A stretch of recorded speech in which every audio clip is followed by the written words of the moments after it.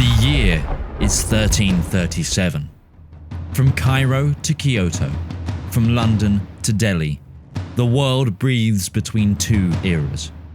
Every single part of the world is at a crossroads, nestled between the ambition of kings and clashes of faiths, the simple spread of ideas and the ever-creeping power of trade is about to make the world both smaller and larger than ever. Some lands prepare for glory, whilst others prepare for collapse. And in some places history forgot the first sparks of change already burn. The year is 1337, and the stage is already set.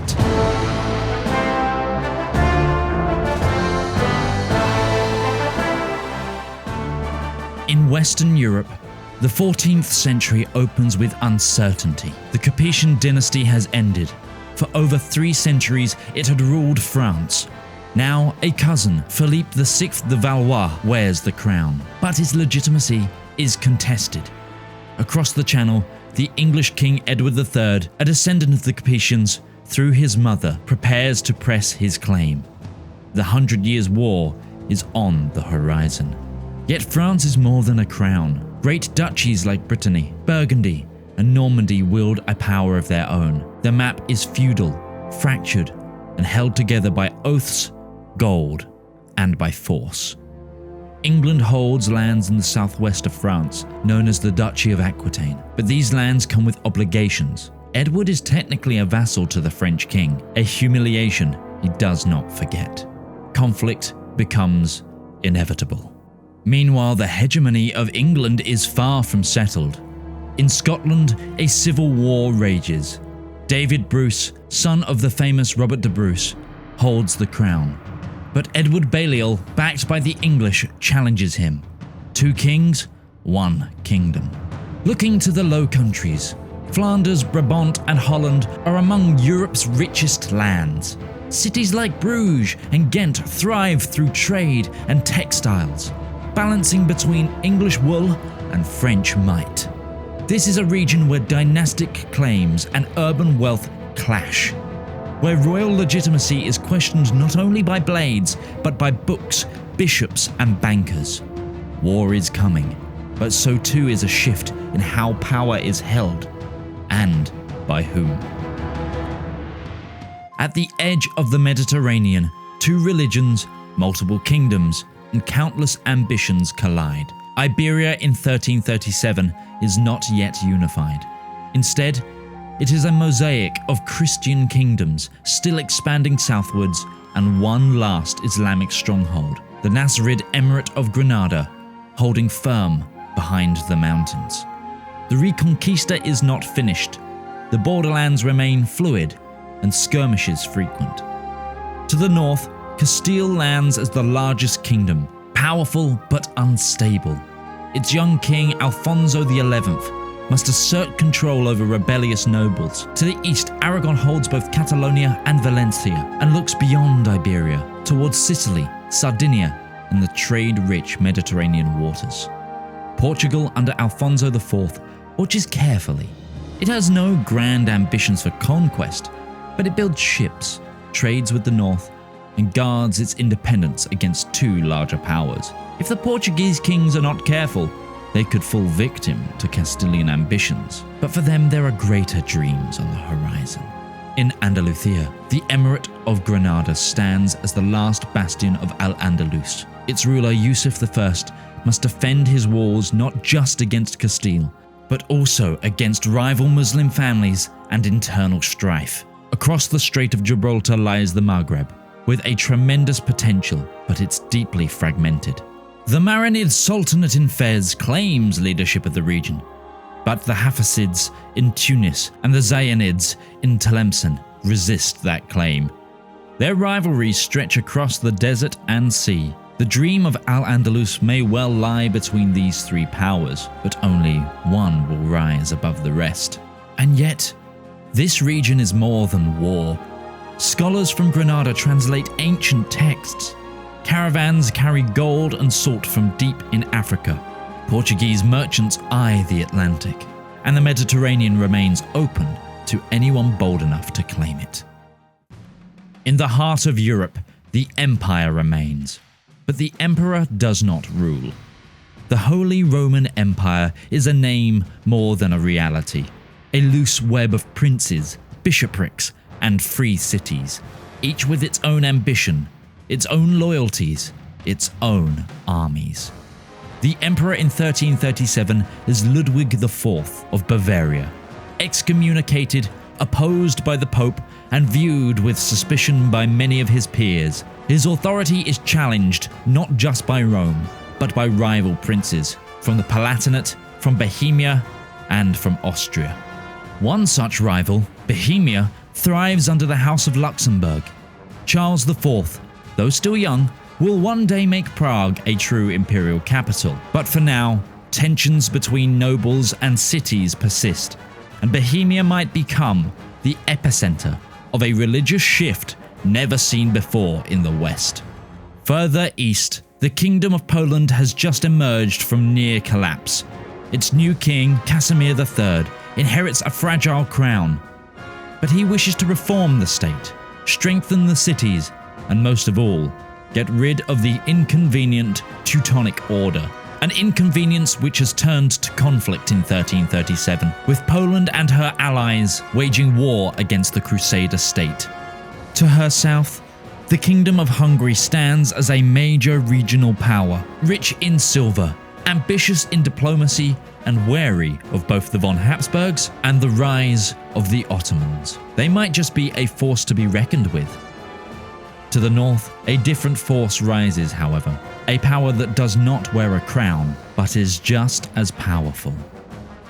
The Hanseatic League, a federation of merchant cities along the Baltic and North Sea, is beginning to dominate trade from London to Novgorod.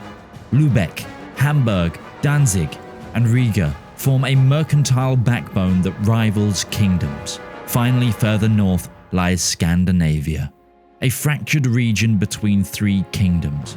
The Kalmar Union lies decades in the future, and for now each king defends its interests with a firm hand.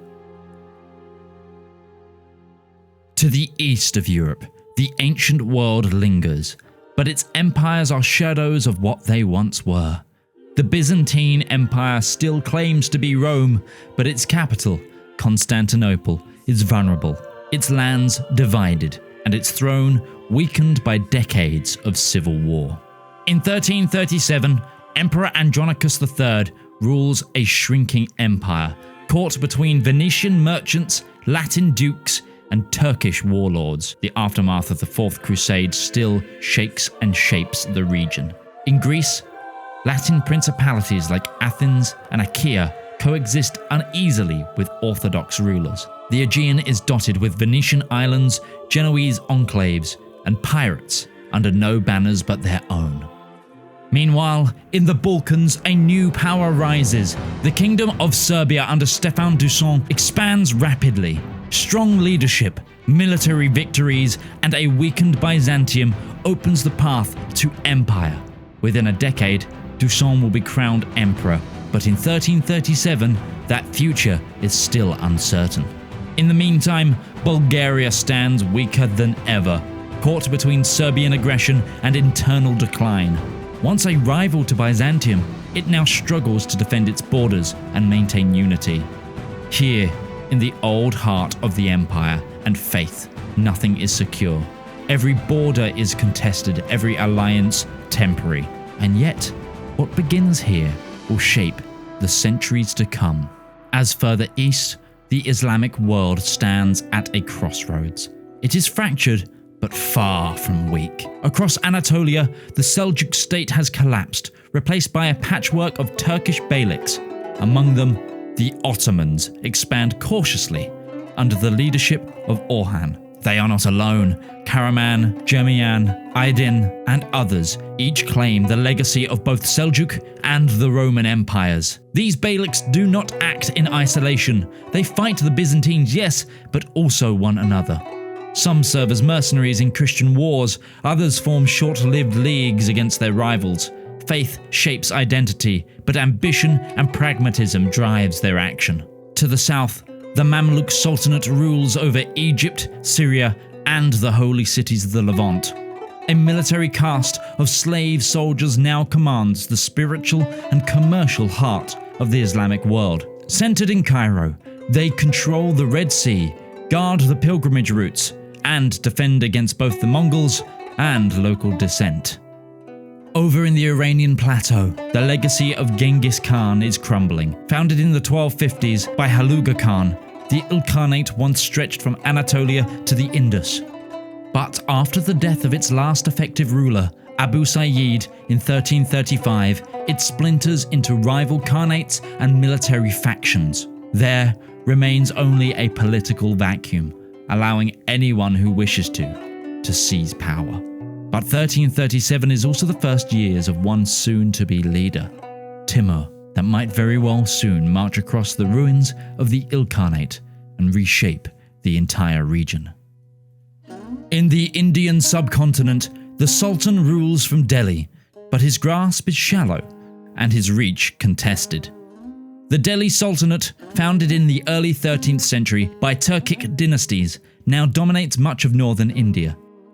In 1337, Muhammad bin Tughlaq sits on the throne, brilliant, ambitious, and erratic. His rule stretches from Sindh in the west to Bengal in the east, from the Himalayas to the Deccan, but beneath the surface, rebellion brews.